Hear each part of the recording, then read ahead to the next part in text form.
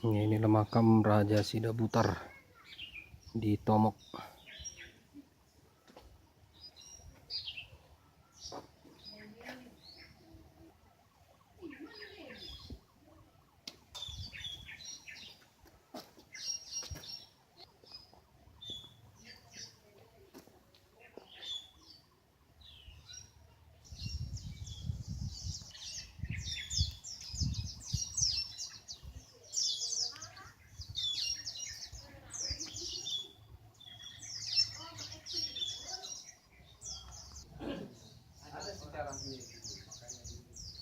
Cerita Sidabutar yang mau mengawini Bursinaga lah ceritanya dulu,